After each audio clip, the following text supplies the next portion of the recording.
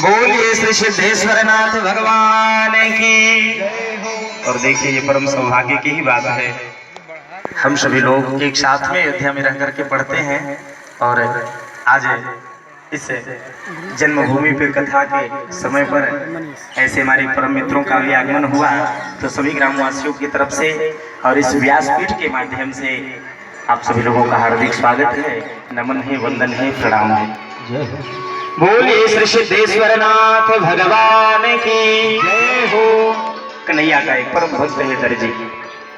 ततस्तु वायकः प्रीतस् तयोर्वेशम कल्पयत् विचित्र वर्णैश्चैलीराकल्पैरनुरूपतः। महाराज दर्जी क्या लेकर पहुंचे और उस दर्जी ने खूब बढ़िया वस्त्रों को ग्वाल वालों को धारण कराया और पहना दिया।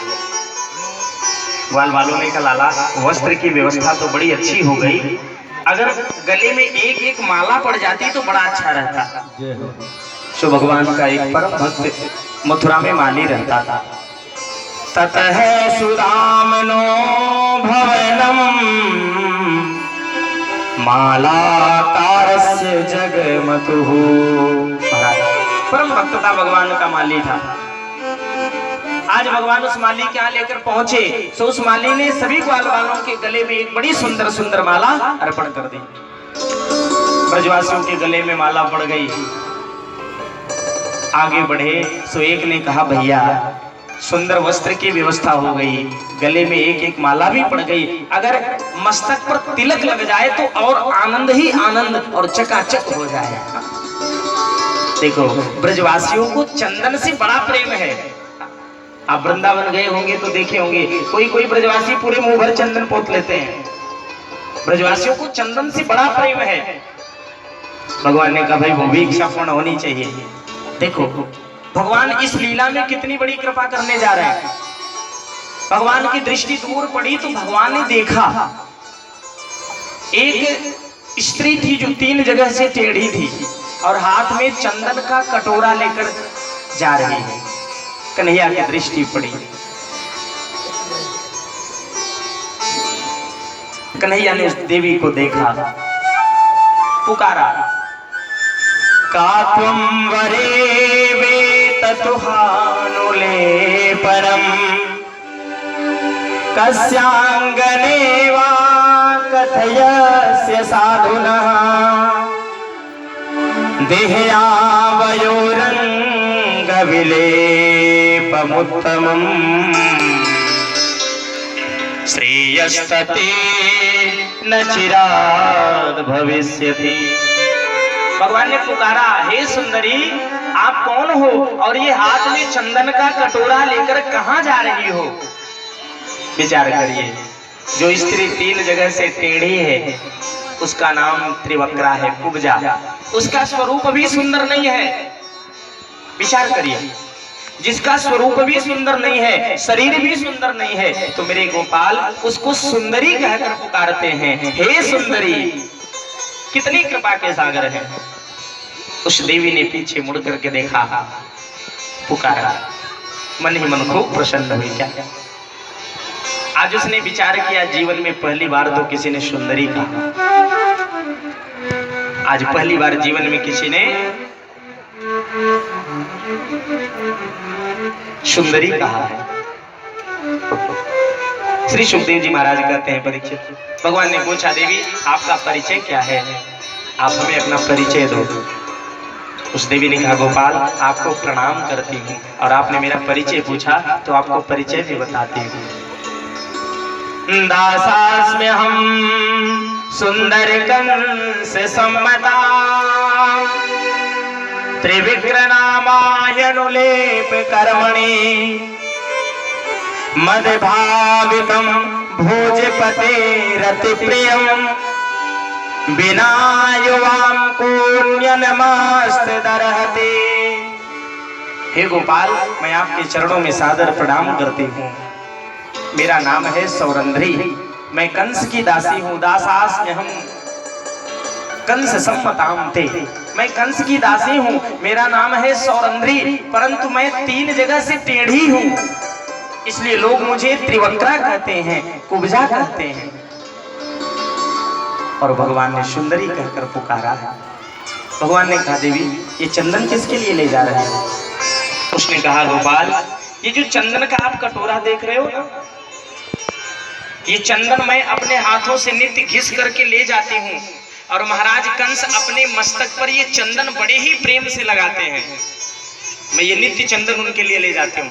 भगवान ने कहा देवी अगर आप बुरा न मानो तो एक बात कहूँ। बोलिए प्रभु। देवी आप ये चंदन जो है ना हम ग्वाल वालों के मस्तक पर लगा दो। मेरे प्रभु को शरीर के सौंदर्य से प्रेम नहीं है,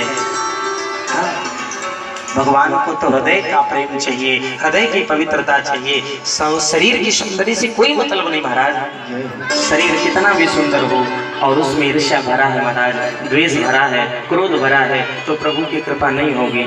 और शरीर कितना भी कुरूप हो परंतु हृदय पवित्र है, भगवान की कृपा अवश्य प्राप्त होगी। उसने विचार किया आज जीवन में तो पहली बार किसी ने सुंदरी कह करके पुकारा है, तो क्यों ना ये चंदन मैं इन ग्वाल वालों के ही मस्तक पर लगा दूं। महाराज कुब्जा ने अपने हाथों से ग्वाल वालों के मस्तक पर तिलक लगाया, और परीक्षित जानते हो सबसे अंतिम में गोपाल को लगाया, और जैसे ही गोपाल के मस्तक पर तिलक लगाया लाला, भगवान ने कहा देवी 1 मिनट रुको। दाहिने पैर के अंगूठे से त्रिवक्रा के उस कुब्जा के पैर के अंगूठे को दबाया और मध्यमा और तर्जनी अंगुली दाढ़ी पर लगाया। जो त्रिवक्रा कुब्जा 3 जगह से टेढ़ी थी, भगवान ने उसे एकदम सीधा कर दिया और सौंदर्यता का भव्य वरदान दे दिया। जो कुरूप थी कुब्जा, भगवान ने उसे सुंदरी बना दिया। बोले श्री सिद्धेश्वर नाथ भगवान की। महाराज त्रिवक्रा को सुंदरी बना दिया और मेरे प्रभु आगे बढ़े।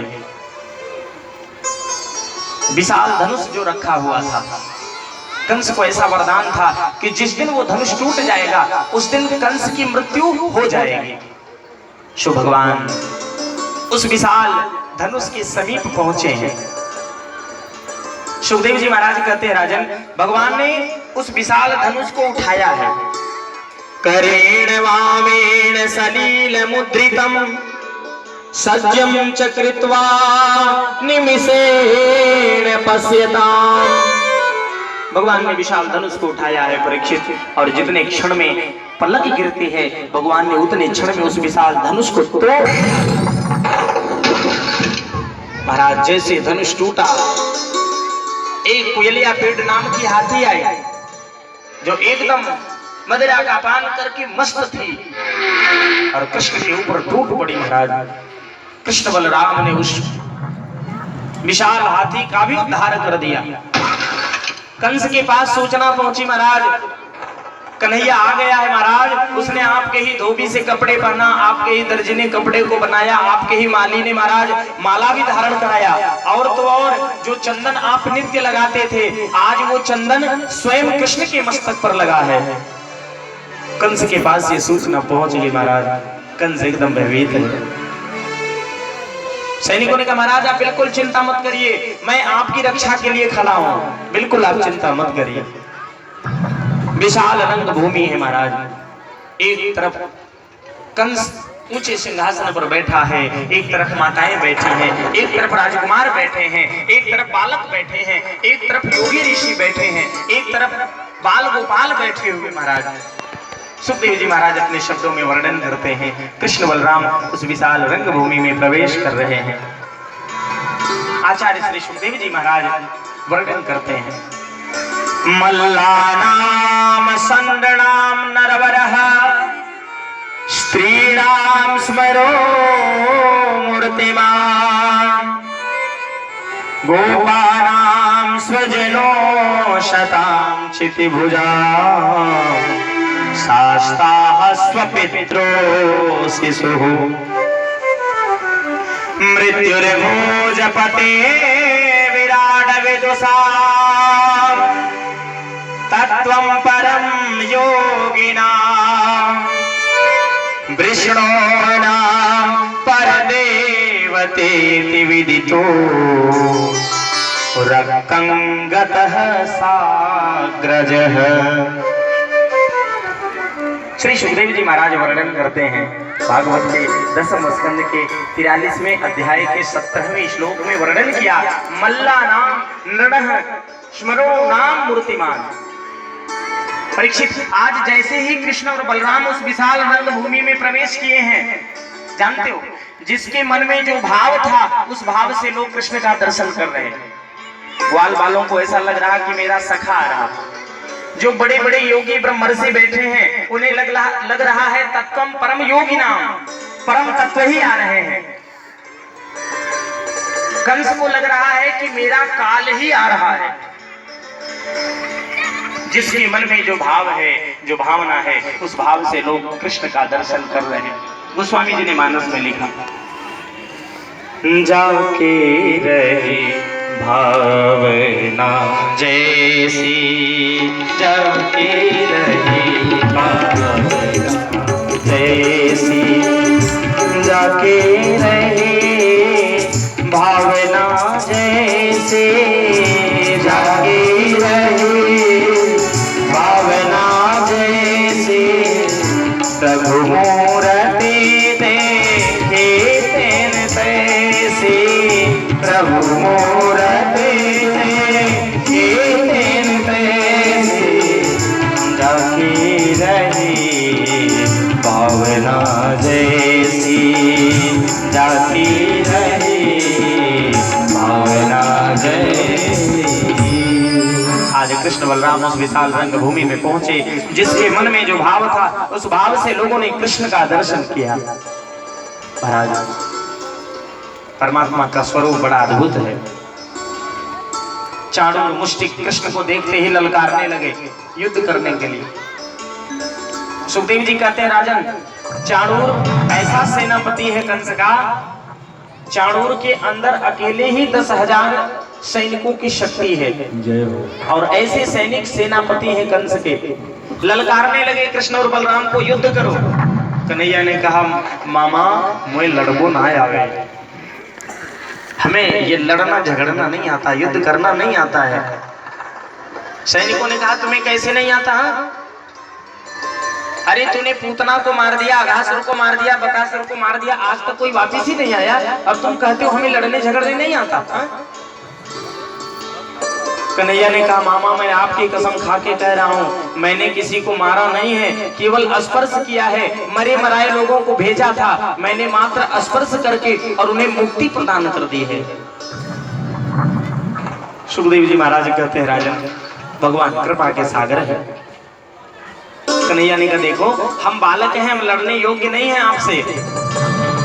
न बालो न किशोरस्त्वम बलश्च बलिनाम्बरः लीलयेभ्यो हतेन सहस्रम द्विपसत्वभूत।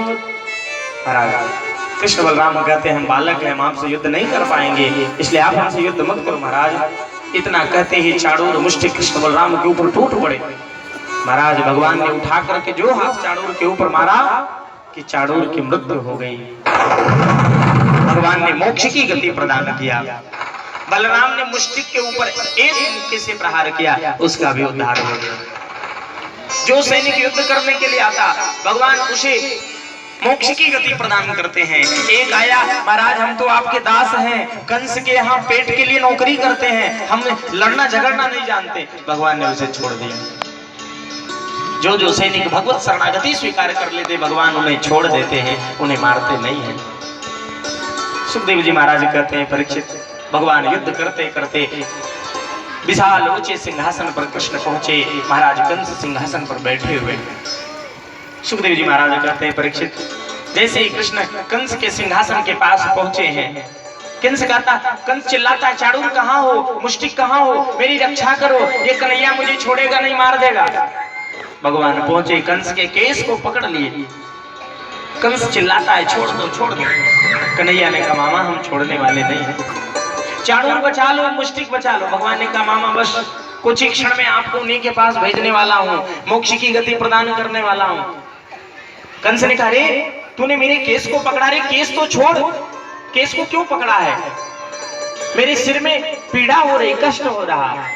भगवान की आंखों में आंसू आ गए। भगवान ने कहा, कंस मामा, आज आपको पता चला कि केस पकड़ने का कष्ट क्या होता है। याद करिए, आज के 11 वर्ष 56 दिन पूर्व, 11 वर्ष 55 दिन पूर्व आपने मेरी माँ के केस को पकड़ा रहा होगा। मेरी माँ की विदाई के समय में आपने मेरी माँ के केस को पकड़ा था। उस समय मेरी माँ भी आपसे विनती की होगी, निवेदन की होगी, तो खूब रोई होगी। आज आपको पता चल रहा कि केस पकड़ने का कष्ट क्या होता, दुख क्या होता है। मामा, आपको मैं उसी स्थान पर भेजने वाला हूँ, मोक्ष की गति प्रदान करने वाला हूँ। आज आपको केस पकड़ने का कष्ट अनुभव हो रहा है। गोस्वामी जी ने मानस में चौपाई लिखा, जाके पग नहीं फटी बेवाई, जाके पग नहीं फटी बेवाई, जाके पग नहीं फटी बेवाई, जाके पग नहीं फटी बेवाई, जाके पग नहीं फटी बेवाई, जाके पग नहीं फटी बेवाई, सो कहा जाने पीर पराई, सो कहा जाने पीर पराई।